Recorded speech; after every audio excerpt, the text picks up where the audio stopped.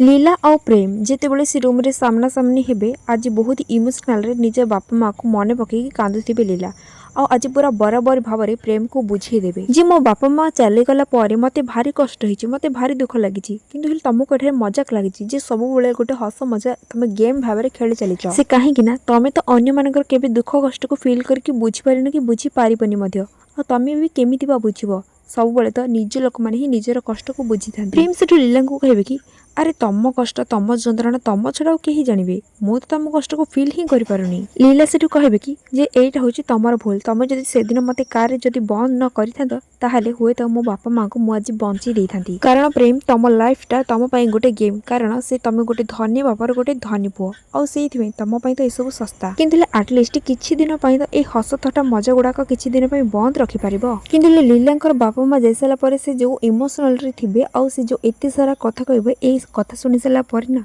प्रेम मते टिके इमोशनल को पळे आसीबे।